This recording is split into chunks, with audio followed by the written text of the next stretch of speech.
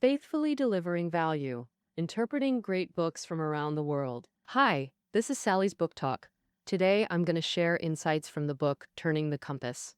The author of A History of Portugal is David Birmingham, history professor at UK's University of Kent, where the land ends and the sea begins. Back in the 16th century, Portugal's great poet Camões described Cape Roca with these verses: Portugal's westernmost point, and Europe's too. For millennia, folks stood on Cape Roca's cliffs, gazing at the vast Atlantic Ocean stretching beyond sight. What's out there? Nothing but emerald waters as far as the eye could see. Generation after generation walked away disappointed. 10th. Starting in the early 1400s, Portuguese sailors kicked off the Atlantic exploration era. After a century's effort, by Camões' time in the mid-1500s, Portugal had colonial footholds across Africa, Southeast Asia, and South America, raking in huge profits from spices, gold, and the slave trade. But that glory? Oh, it was fleeting. Portugal's colonial dominance got overtaken by newcomers like Britain, the Dutch, and France, while Portugal itself slid into long decline. In the end, seems all it left the world were names of explorers. Prince Henry Diaz de Gama Magellan, A Nation's Rise or Fall, always reasons behind it. Today's book is Turning the Compass. By tracing Portugal's history, the author helps us clearly see its journey from peak to decline.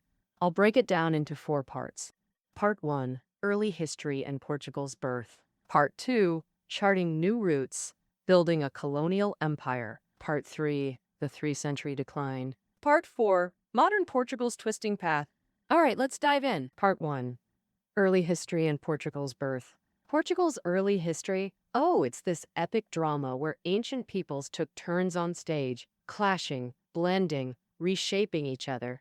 And this drama is tightly woven with Portugal's geography. Portugal sits at the southwestern tip of the Iberian Peninsula, Europe's very western edge. Back when travel was tough, the ocean set hard limits for humans. So Portugal became the final stop for ancient migrations and expansions.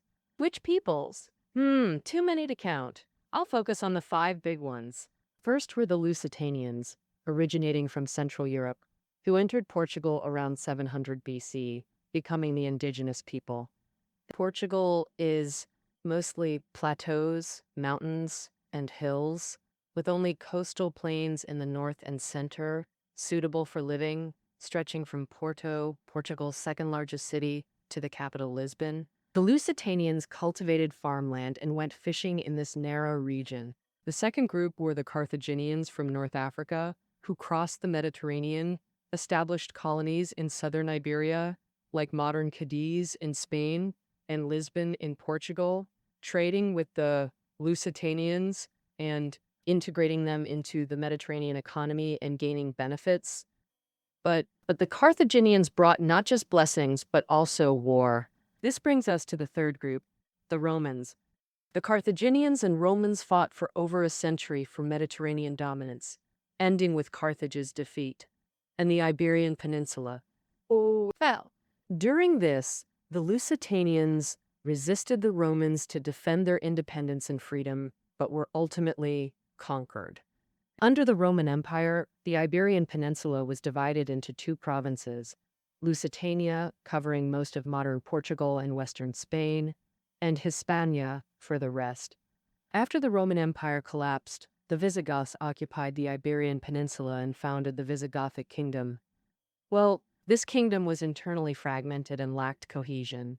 In 711 AD, Arabs from North Africa, leading Berbers, crossed the Strait of Gibraltar and invaded the Iberian Peninsula. These North African Muslim conquerors, later called Moors, killed the Visigothic king and ruled the Iberian Peninsula, most areas. To summarize, from 700 BC to 711 AD, over 1400 years, the Lusitanians, Carthaginians, Romans, Visigoths, and Moors successively appeared on Portugal's narrow stage. Comparatively, the later 3 groups, Romans, Visigoths, and Moors, had a more profound impact.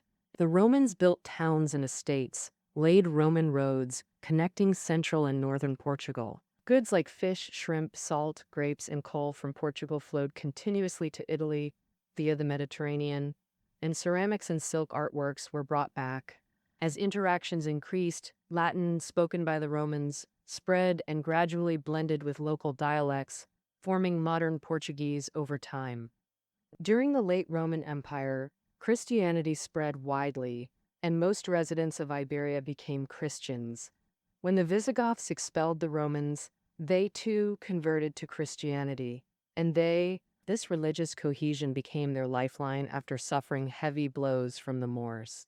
In northern Iberia, they maintained several Christian kingdoms to counter the Caliphate of Córdoba established by the Moors. The Moors practiced Islam, converting churches into mosques wherever they went. Muslim populations surged dramatically, leaving Islamic relics still visible today across southern Portugal and Spain.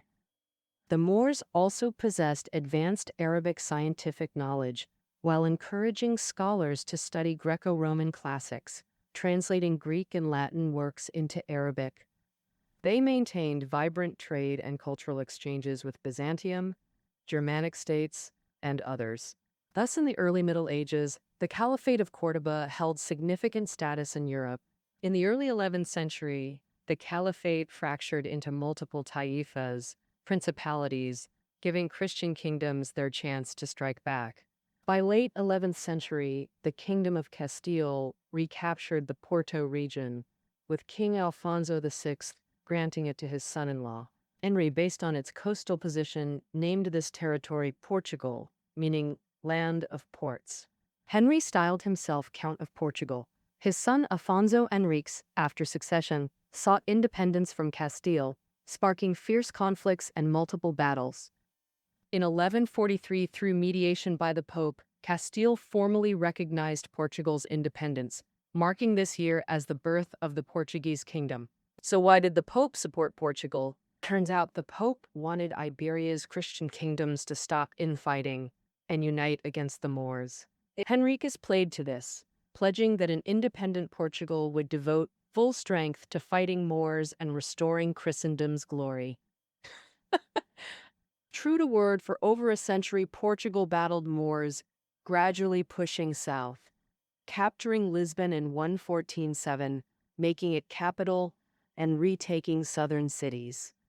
By 1249, reclaiming Algarve established Portugal's core territory, achieving full independence. This happened over 240 years earlier than neighboring Spain. As later events proved, this extended development period gave Portugal first-mover advantage, enabling its rise as Europe's first modern global power. Part 2. Pioneering new sea routes, building a colonial empire. I'll now recount this journey. Geographically, Portugal had extremely limited room for growth. To its north and east lay Castile, precursor to Spain, dominating most of Iberia. Portugal could barely defend itself, let alone conquer Castile. To the east was the Emirate of Granada, Moor-ruled. Though declining, its strength remained formidable. To the west, the Atlantic's fierce storms meant Portuguese historically stuck to coastal fishing. Long voyages were unthinkable. With north, east, and west blocked, Portugal's only path was south, crossing the Strait of Gibraltar. In August 1415, King João I captured Ceuta, a key North African stronghold, then unleashed his troops to plunder. Ceuta boasted 24,000 shops, brimming with spices, silks, and jewels. While looting, Portuguese soldiers marveled that compared to Ceuta's homes, theirs resembled pigsties. Amid the frenzy, one man stayed clear-headed, João I's third son, Henry. Henry wasn't just dazzled by Ceuta's wealth, he sought its source. Prince Henry discovered merchant ships laden with Eastern goods sailing from Southeast Asia across the Indian Ocean into the Red Sea. And they then traveled west, along North Africa's coast, to Ceuta. Portugal's neighbor Granada lay just 20 kilometers across the strait, enabling easy trade. So Ceuta was the vital east-west trade nexus. No wonder it overflowed with riches. If Portugal controlled this trade route, couldn't it escape poverty? But Henry knew Muslim merchants ran this route, With Islamic military backing, Portugal's meager strength couldn't challenge it. Henry's strategy pioneered new routes. Phase 1. Sail around Africa into the Indian Ocean. Under Henry, Portuguese navigators sailed south along Africa's west coast, discovering Mauritania, Equatorial Guinea, Angola, and establishing colonial outposts. This endeavor lasted over 60 years, during which Prince Henry died, never seeing his dream fulfilled. But the strategy he devised, the Portuguese kept sticking to. What was the challenge, huh? Oh, turns out, once fleets crossed the equator, they'd face fierce headwinds and currents, tough to push forward. Countless Portuguese explorers either drowned at sea or returned crestfallen. But in late 1487, things took a turn. Back then, Dias's fleet, caught in headwinds and currents, made a bold decision. They lowered the sails, gave up fighting, and let the northwest wind blow them off the coast. So they drifted on the Atlantic for over 10 days. Dias had a light bulb moment and ordered the crew to hoist sails and head north. A few days later, the sailors spotted land. On February 3rd, 1488, they landed in southeastern Africa, showing they'd rounded Africa's southern tip on their return. And along the way, Dias found where the Atlantic meets the Indian Ocean, Cape of Good Hope. This discovery meant two things. First, the Atlantic and Indian Oceans connect, proving Prince Henry's strategy right on. Second, ships shouldn't hug Africa's coast. Instead, sail a wide arc into the Atlantic, wait for the monsoon to blow past the Cape. In late 1588, Dias sailed around the Cape again, proving it worked. From here, pioneering new routes moved to Phase 2, reaching India and setting up trade. After rounding the Cape, Portuguese explorers sailed up Africa's east coast, finding Mozambique, Tanzania, Kenya. Locals spoke Arabic and traded goods. This meant Portugal had joined the Indian Ocean trade network. In April 1498, da Gama's fleet sailed from Kenya across the Indian Ocean. After 3,700-plus kilometers, they reached India's Malabar coast, Europe's first arrival in legendary India, cementing da Gama in history. And thus made history. But for Muslim traders, this was awful news. Before da Gama, the Malabar coast was the spice trade hub, linking networks across Asia, North Africa, and the Middle East, all controlled by Muslim merchants. Now the Portuguese popped up. No doubt they were rivals, and these rivals didn't play fair. Back then, Indian Ocean trade was super sophisticated and booming, forming a whole set of business rules. For example, Muslim merchants wanting to trade in India had to gain the local sultan's trust and approval first. Then, under noble arrangements, they'd buy goods, load ships, and pay taxes before setting sail. In return, the sultan guaranteed the safety of the trade routes. So, how did the Portuguese handle it? Everywhere they landed, they'd usually go ashore, grab some nobles as hostages, and then force the locals into trading. After buying stuff, they didn't pay taxes, just sailed off. If anyone tried to stop them, the Portuguese fleet had top-notch cannons. Anyone who dared interfere got blasted. The Portuguese also used their firepower to hijack Muslim merchant ships, acting just like pirates. Their aim was to wreck the Indian Ocean trade order, kick out Muslim merchants for good, so they could monopolize the trade and grab all profits. Straight up colonial policy. Yet, the Portuguese started building colonies, grabbing key ports on India's west coast like Goa, Cochin, Calicut, and others. The whole thing was soaked in blood and violence. Take Goa, for instance. Goa's strategic spot was huge. Control it, and you control Southeast Asia's spice trade. The Portuguese had been drooling over it for ages. In November 1510, the Portuguese attacked Goa City in 3 prongs. Under their fierce assault, the defenders crumbled fast. Then, the Portuguese shut the city gates and went wild with looting and slaughter. According to a Florentine merchant who was there, the Portuguese killed everyone: men, women, even pregnant moms and babies. Corpses got dumped in the river for crocodiles, who couldn't finish him in a week. And the Portuguese who caused this human tragedy? They actually strutted around proud. Portuguese commander Afonso de Albuquerque reported to the king, boasting, "Your Majesty, this is a magnificent feat." While conquering India, the Portuguese kept exploring east, reaching Malacca. This was where the Indian and Pacific Oceans meet, linking up those two huge trade networks.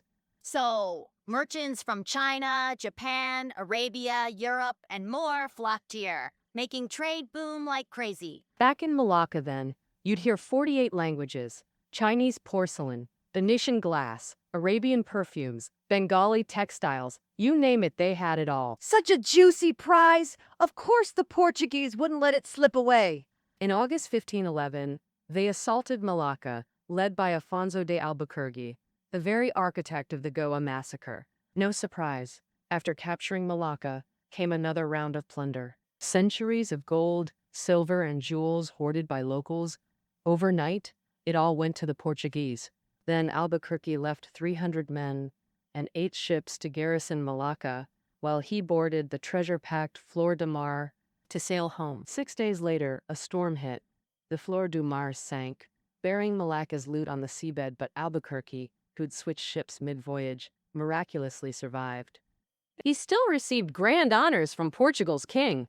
Seizing Goa, controlled the Indian Ocean spice trade. Taking Malacca choked Indian Pacific commerce for long-suffering Portugal. These were epic achievements, worth boasting about.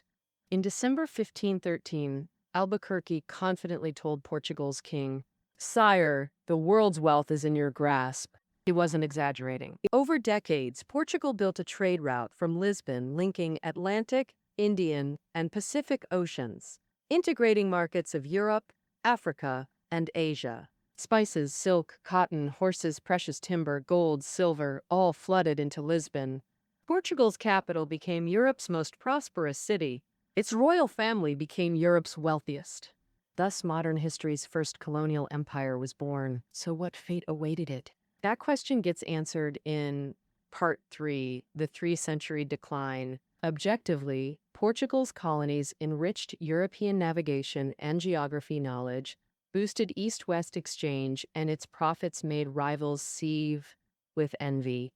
But as a Chinese saying goes, new waves push old waves onto the shore, perfect for Portugal's fate. From the 17th to 19th centuries, Spain, Dutch, Britain, France rose successively, launching global colonial waves. Yet Portugal, that old wave, just kept declining, becoming irrelevant in global colonialism. How did such a mighty fall happen? 3 reasons: perilous geography, overwhelming rivals, and self-inflicted failures. These 3 factors intertwined and ultimately pulled Portugal off its throne as colonial overlord. As previously mentioned, Portugal sits at Europe's westernmost tip, resource poor and always impoverished. Because of this, generations of Portuguese set sail, eager to go east and strike it rich. Luckily, when colonial activities began, there was no strong power on the Iberian Peninsula, so Portugal could expand overseas without worry. But things changed in the late 15th century. At that time, Portugal's neighbor, the Kingdom of Castile, merged with the Kingdom of Aragon to form the Kingdom of Spain. In 1492, Spain destroyed the peninsula's last Muslim state, the Emirate of Granada, completing national unification. This was awful news for Portugal. You see, Spain's land area was 5 times bigger than Portugal's, with far richer resources. It was also Portugal's only land neighbor, surrounding Portugal from both east and north. Such geographical conditions could only be described as perilous. At critical moments, the Portuguese made a series of serious decision-making errors. For a long time, the Portuguese only focused on eastern trade and ignored the other side. Actually, as early as 1484, Genoese navigator Columbus proposed exploring the deep Atlantic to Portugal's king, but got rejected. Columbus then persuaded Spanish Queen Isabella to fund a fleet to sail into the vast Atlantic. In October 1492, Columbus's fleet discovered the American continent. It's said that on his return, Columbus deliberately docked first in Lisbon to report to Portugal's king. Needless to say, the Portuguese were filled with regret, while the Spanish charged ahead in America, setting up many colonial outposts. The competition between Portugal and Spain for colonies intensified. In 1493, mediated by the Pope, both sides signed a treaty, demarcating spheres of influence with a meridian line. Colonies west of the meridian went to Spain, east to Portugal. The next year, through Portuguese King John II's efforts, the dividing line was shifted west by about 1,000 kilometers. This move proved beneficial for Portugal, as it brought Brazil into its sphere, making it Portugal's only American colony. Later, Brazil's gold, coffee, and tobacco became pillars of Portugal's economy, with importance that couldn't be underestimated. Portugal had just claimed Brazil, and they started messing up again. Oh. In 1515, Portuguese navigator Magellan proposed a global voyage to explore new routes, but Portugal's king vetoed it, thinking, "We've already locked down Eastern trade. Why bother?" He even fired Magellan, who then stormed off to Spain. With Spanish royal funding, he completed humanity's first global circumnavigation. This voyage's value, it brought Spanish power to the Pacific's western shores and linked American-Asian trade networks, meaning Portugal's monopoly was about to end. Sure enough, by the early 1500s, global colonialism became a two-horse race between Portugal and Spain. Portugal, weakened by repeated blunders and lack of stamina, was losing ground. Worse, Spain kept growing stronger. Through royal marriages by Philip II's reign, Spain controlled Germany, Austria, southern Italy, eastern France, Netherlands, Belgium, making it Europe's mightiest realm. In 1580, Philip II exploited Portugal's vacant throne, marched troops in, and nobles, after huddling, crowned him Portugal's king, merging both nations. The nobles' actions showed they were selfish, only caring about keeping their luxuries. And that's exactly what happened. Portugal's colonial lead gave it nearly a century's head start and massive profits. But the flood of wealth, not invested in production or public welfare, just squandered by kings and nobles. Aristocrats lived in drunken splendor while commoners starved. Money flowed in like tide and flowed right out. Beyond gilded palaces and churches, nothing remained. Portugal stayed poor, but Spain wasn't much better. Spanish kings pursued endless expansion, draining resources, bankrupting the crown repeatedly. So the government cranked up exploitation. This brutal squeezing sparked public outcry. In June 1640, Catalonia in northeast Spain rebelled. King Philip IV drafted loads of Portuguese soldiers to crush it, heaping more burden on Portugal. Philip IV also tried raising Portugal's taxes to plug this huge military funding gap. That's when the Portuguese snapped. That December, led by local leader the Duke of Braganza, Portugal revolted too. Strength-wise, Portugal couldn't beat Spain, but timing saved them. Spain's aggressive expansion had long alarmed Britain, France, and the Dutch. None wanted Spain too powerful, especially Britain. Since the late 1500s, they'd clashed with Spain over colonies. Now, with the enemy's backyard ablaze, Britain happily extended aid to Portugal. Backed by European powers, Portugal fought fiercely, forcing Spain to recognize independence by 1668. The Duke of Braganza became king, starting the Braganza dynasty.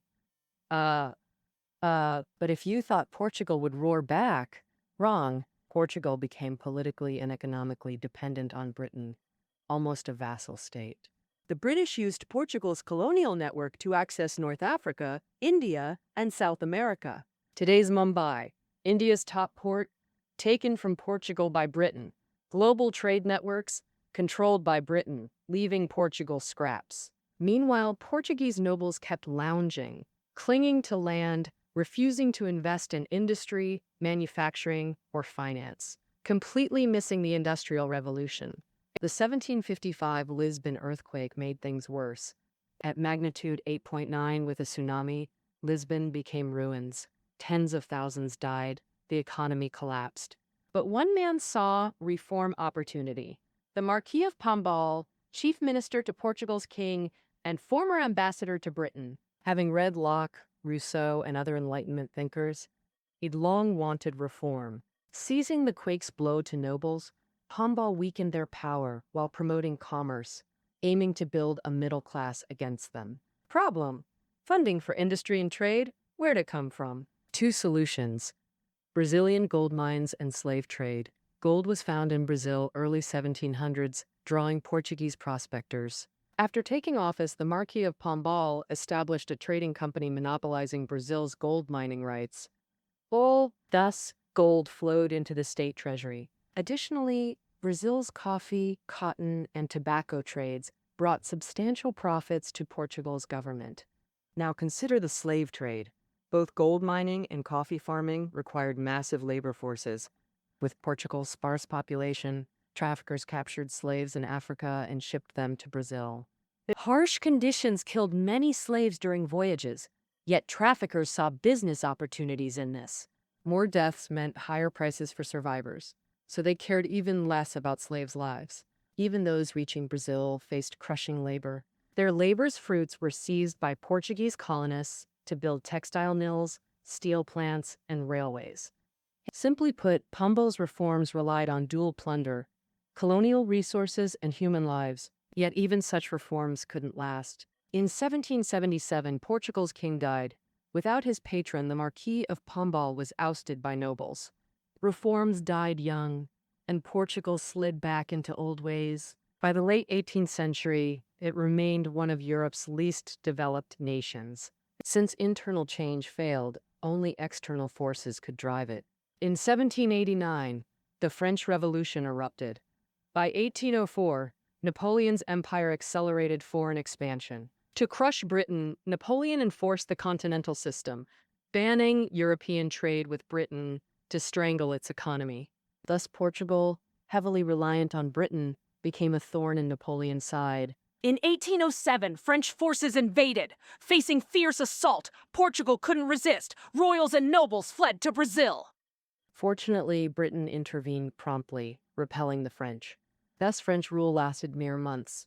Brief, yet its impact ran deep, ultimately altering Portugal's historical course. Part 4. Modern Portugal's Twisting Path.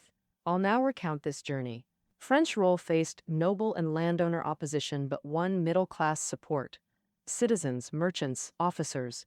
Long resentful of elites, the middle class embraced French revolutionary ideals, forming republicans who demanded ending feudal privileges, fair taxation, and a constitution, while condemning Portugal's British dependence. To restore independence. In August 1820, Republicans rebelled in Porto, northern Portugal's port city. By September, Lisbon's merchants and officers openly joined the revolution, sparking nationwide support that forced the king to promise reforms. In 1822, the new National Assembly drafted the Constitution, establishing a constitutional monarchy. But this didn't last. Disgruntled Portuguese elites instigated a military coup, dissolving the assembly, abolishing the constitution, and restoring absolute monarchy. Still, conservatives barely held power without strength to eliminate Republicans. Both sides schemed against each other, neither gaining decisive advantage. For nearly a century, Portugal was plagued by civil wars, uprisings, coups, and assassinations. Constant social chaos. In this climate, foreign capitalists dared not invest. With Portugal's economy stalled, people fled to Brazil, including Republicans, seeking survival. They brought liberal ideals, urging immigrants to break from Portugal's tyranny. To placate dissent, the monarchy played a double game. On one hand, maintaining absolute monarchy in Portugal itself. On the other, the king's son Pedro declared Brazil independent in 1822, founding the Empire of Brazil under constitutional monarchy, superficially appeasing Republicans. Naturally, this cosmetic change didn't satisfy Republicans. As a Braganza, Pedro maintained close Portugal ties until 1889, when Republicans overthrew the empire, establishing the United States of Brazil, achieving true independence. Thus, Portugal lost its largest colony, sinking deeper into decline. By the early 20th century, Portugal remained starkly backward. For example, while Britain widely used combustion engines, Portugal relied on steam engines, just 328 nationwide, nowhere near industrialization, fueling public resentment. The Braganza dynasty's rule teetered on collapse. In October 1910, Republicans rose in Lisbon, winning military and public support. Seeing defeat inevitable, King Manuel fled to England. With this, the Braganza dynasty fell, and the Portuguese Republic was born. However, this was another short-lived regime. Just 16 years later, the Republic got overthrown. What went wrong? The book's author notes Republicans stayed in cities, clueless about rural areas. After taking power, they got workers an 8-hour day and boosted urban infrastructure and education spending, but couldn't tackle Portugal's rural poverty. This worsened urban-rural conflicts, spurred mass emigration, and sparked fierce infighting in the government over clashing views and interests. In just over a decade, the Republican government cycled through 8 presidents and 50 cabinets, proof it never had cohesive central authority. Amid this chaos, calls grew for solving problems through centralization. In 1926, the military staged a coup, toppling the Republican government. But the military government was equally stumped by the grim social crisis. What now? They remembered one man, Antonio de Oliveira Salazar, born in 1889 in Coimbra, north-central Portugal, graduated from Coimbra University's law school, and later taught political economy there. During the Republic era, Salazar gained fame writing on economic issues, so the military government tapped him to handle finances. Right after taking office, Salazar pushed economic reforms, ditching the Republic's active fiscal policy for tightening money supply, recalling currency, and slashing wasteful spending. This quickly curbed inflation and calmed public nerves. In 1929, the U.S. financial crisis hit globally, battering economies. Portugal got hit too, but Salazar's moves kept losses manageable. As his prestige rose, Salazar stepped into politics. In 1932, Salazar became Prime Minister of Portugal. His party, the National Union, took power, securing de facto supreme control. Thus began over 30 years of authoritarian rule. Salazar's regime crushed opposition and used secret police to surveil society. He drafted a new constitution, making the National Union the only legal party and rigging elections to keep himself in power. But the author argues Salazar's authoritarian grip was weaker than dictators like Hitler or Mussolini.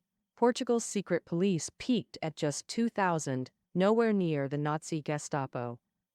Diplomatically, Salazar acted with caution. When World War II erupted in 1939, Portugal declared neutrality, keeping ties with traditional ally Britain, while not angering Nazi Germany.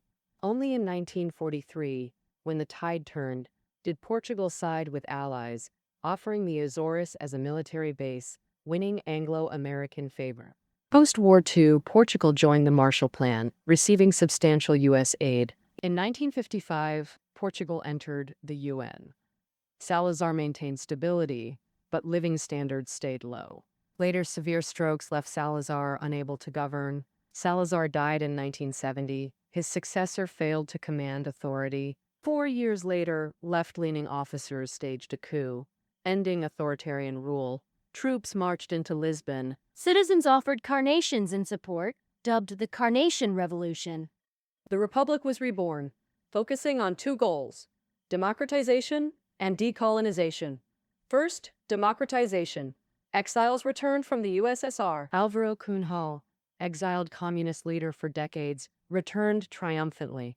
His party won elections, taking power. Problem: Cunhal, long exiled, misread Portugal. His radical reforms seized rural landowners' properties for peasants. In cities, factories, shops, roads, and railways underwent mass nationalization.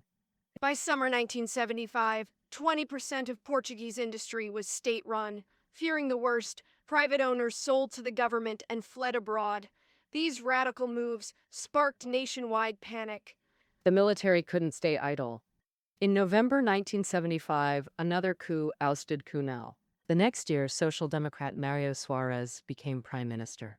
Mild-mannered and cautious, he united opposing parties, gaining public trust. Stability gradually returned, securing the republic. Now, decolonization. Post-War II, colonial powers like Britain, France, Netherlands relinquished colonies. In 1961, India's Nehru demanded Portugal return occupied Goa. Salazar refused to surrender Goa.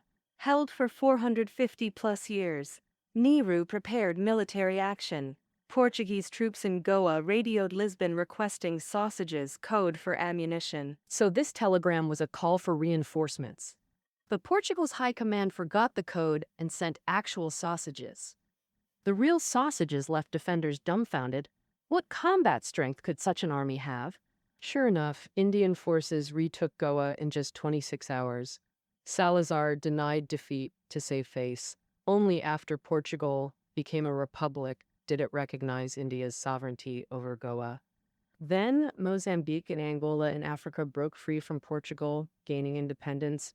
In February 1979, Portugal and China reached agreement on Macau. And establishing diplomatic relations marked Portugal's near-complete decolonization. Counting from the 1820 Republican Revolution, through republics, Salazar's dictatorship, and restored republic, stabilizing in the late 1970s. Modern Portugal took over 150 years to achieve stable development, unusually prolonged for Europe. Fortunately, a stable Portuguese republic finally gained European acceptance. In 1986, Portugal joined the European community, accessing economic benefits. This dramatically reshaped Portugal's economy. Agriculture and fishing dropped from 25% or more of national income in the 1960s to just 4% by 2000. Today, Portugal ranks 21st in EU with 933 monthly income per capita, fitting its status lower among developed nations but above average developing countries. That concludes Turning the Compass, a history of Portugal. Find reading notes below the audio. See you next time.